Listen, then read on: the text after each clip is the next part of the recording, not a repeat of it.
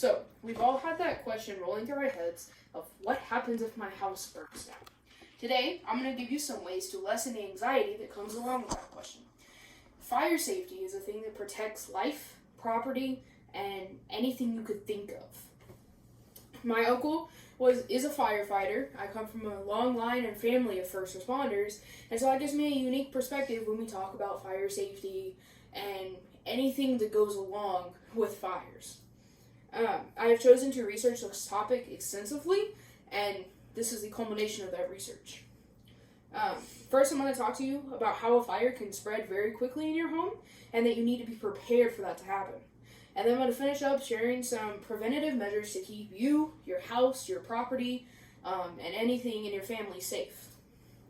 First of all, let's look at how quickly a fire can spread in your home. Fires spread very quickly and become inescapable, and you need to be prepared for that. House fires happen all the time, but they can be some of the scariest events for civilians and citizens. Fires are very dangerous, scary, but they happen all the time and result in death, injuries, and loss of property. The National Fire Protection Agency, or the NFPA, delivered a report on home fires between the years of 2015 and 2019. This report includes many statistics on fire injuries and loss of property. This is a quote from that report. 3/4 of the civilian fire deaths and almost 3/4 of the reported civilian fire injuries during that time period were caused by home structure fires, end quote. As the Red Cross states, fires that start, they can spread within 2 minutes and become inescapable. Therefore, it is important to be prepared in the event that a fire happens. Some problems that come along with a fire can be solved through simple and efficient measures that prevent negligent fires. These measures keep people across the world safe and can help keep you safe as well. Now let's look at how you can escape from a fire. Whether it's at the workplace, a public place, or in your own home, there are ways to escape a fire. In case of if you're in a hotel or workplace, a fire escape plan should be in place and should be posted. According to OSHA, fire plans should be in place in writing if you're an employer or a business of 10 employees or more.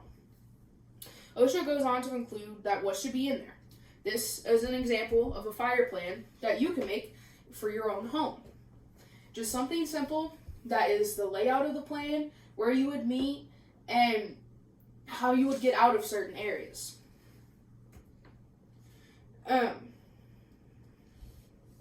If you're working in an establishment or you're frequent an establishment, you need to be aware of the escape plan.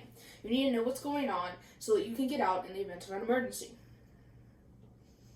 Fires in the workplace can be scary, but so are ones at home. The NFPA has shown that since 1980, the reported number of fires has declined since 51%. This is the graph from their report, gone down from 734,000 to 363,000. This is attributed to more information, families practicing more fire drills, and having more fire plans in place, and having more fire alarms. These factors make home fires less costly. Finally, let's look at how you can prevent a fire from devastating your own life. The preventative measures can be put in place and are the best way to keep life and property safe. Now that you know the devastating effects that a fire can have on property and life, let me show you some simple solutions to implement. The Red Cross has a few tips to share with you to keep fires from injuring or killing people. And I quote, "Install smoke alarms on every level of your home, inside bedrooms and outside sleeping areas," end quote. These alarms alert family members if there's a fire so that they can get out. Make sure to check these alarms monthly, and if they're not working, make sure to either replace the batteries or find something that you can do to fix them. The fire alarms need to be working.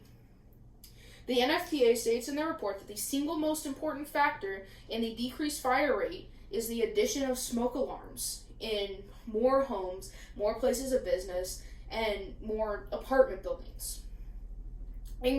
Increased education, information put out into the public, and more information put into the public about fire and fire prevention are also reasons that there's a decline in fires. Another important factor in preventing fires is to cook properly. Cooking is the leading cause of fires and injuries from according to the NFPA. They're caused by negligent chefs, improper handling of flames, microwaves, and ovens.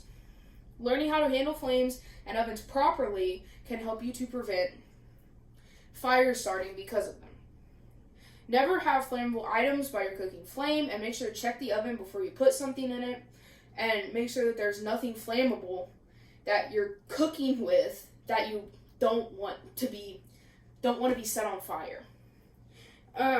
Make sure to always turn off your cooking surfaces when it's done, and never leave a pan or grill unattended.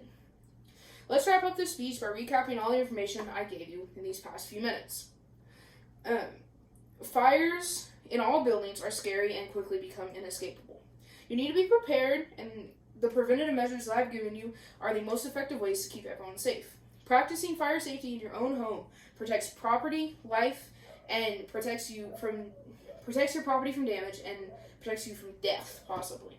Implementing these fire safety measures in your own home allow you to be at peace about the question of, will your house burn down?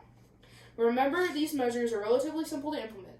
They help reduce the number of fires in the country and reduce strain on fire departments. I highly urge you to do your own research and to go and implement some of these things into your workplace or your home. Thank you, and have a nice day.